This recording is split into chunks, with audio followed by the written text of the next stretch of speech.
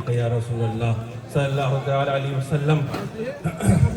جب نکاح کا نام آتا ہے تو سوال ہوتا ہے نکاح ہے کیا؟ تو جن کی شادی ہو گئی ہے اور جن کی شادی نہیں بھی ہوئی ہے وہ کہتے ہیں نکاح کیا ہے؟ سنت۔ کیا ہے نا؟ سنت ہے نکاح۔ لیکن اللہ سبحانہ و تعالیٰ نے قرآن میں اس کا ذکر کر کے نکاح کو فرض کر دیا، اور اس طرح اللہ فرماتا ہے وَانكِحُوا الْأَيَامَ مِنكُمْ وَالصَّالِحِينَ مِنْ عِبَادِكُمْ وَإِمَائِكُمْ إِنْ يَكُونُوا فُقَرَاءَ يُغْنِهِمُ اللَّهُ مِنْ فَضْلِهِ۔ نکاح کر دیا کرو اپنے بچوں کا، نکاح کر دیا کرو اپنی بچیوں کا، نکاح کر دیا کرو بیواؤں کا، نکاح کر دیا کرو غلاموں کا، نکاح کر دیا کرو کنیزوں کا، نکاح کر دیا کرو بیواؤں کا۔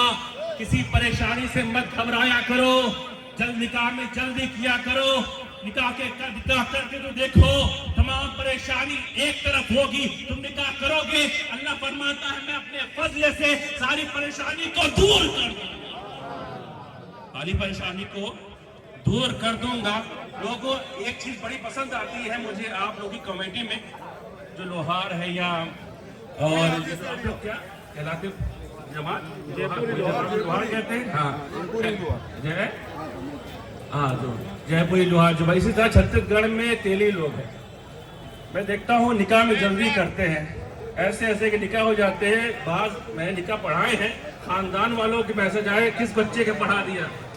لیکن اچھی بات ہے کہ نکاح میں جلدی ہوتی ہے، نکاح میں جلدی کرنا چاہیے۔ جب ہم آتے ہیں نکاح میں اور دیکھتے ہیں کہ دلہا کو کیا ملا، ہوتا ہے نا کیا ملا ہے، یہاں پر ایک سامان ایک طرح سے ملتا ہے، لیکن دیکھیں اللہ سبحانہ تعالیٰ کیا دیتا ہے۔ حضور فرماتے ہیں اذا تزوج العبد فقد استكمل نصف الدین۔ دنیا والے کیا دیں گے؟ زمین دے دیں گے، جائیداد دے دیں گے، BMW کار دے دیں گے، ڈیفینڈر دے دیں گے، لیکن رب فرماتا ہے جب لڑکا لڑکی سے شادی کرتا ہے آدھا ایمان مکمل ہو جاتا ہے، آدھا ایمان مکمل ہو جاتا ہے، آدھا ایمان کیا ہوتا ہے؟ مکمل ہو جاتا ہے۔ اب دیکھیں حضور مولا علی فرماتے ہیں نکاح حج اکبر ہے۔ کیا ہے؟ النکاح الحج الاکبر، نکاح حج اکبر ہے۔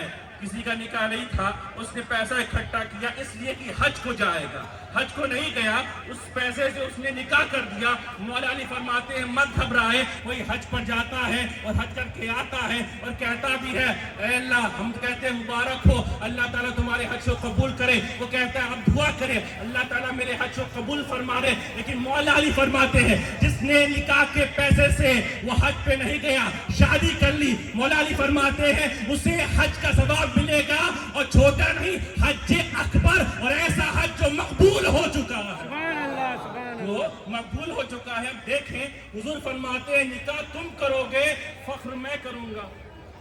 کیا بات ہے، نکاح تم کرو گے فخر مجھے ہوگا۔ کب؟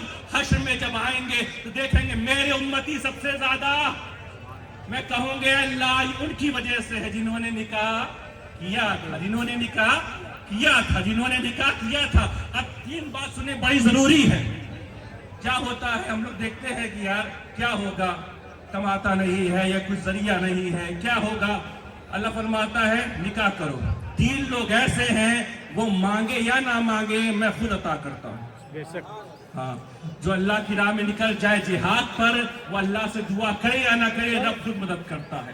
دوسرا شخص وہ شخص جو غلام ہو، آج کے زمانے میں غلام نہیں ہوتے، پہلے ہوتے تھے، آزادی کے لیے پیسہ اکٹھا کر کے جو ہے اپنے مالک کو دے۔ اور تیسرا وہ شخص جو زنا سے بچنے کے لیے کہیں مجھ سے گناہ نہ ہو جائے، کہیں میں زنا کرنا بیٹھوں، کہیں میں عورتوں لڑکیوں کے پیچھے نہ بھاگوں یا لڑکی لڑکوں کے پیچھے نہ بھاگے، اس چیز سے بچنے کے لیے یعنی بے حیائی سے، زنا سے بچنے کے لیے جو نکاح کرتا ہے رب فرماتا ہے تو مجھ سے مانگ یا نہ مانگ میں خود عطا کروں گا۔ سبحان اللہ سبحان اللہ سبحان اللہ، عطا کروں گا تمہیں۔ اب جب تک نہیں آتا ذرا اور آگے اجازت لے کے آؤ۔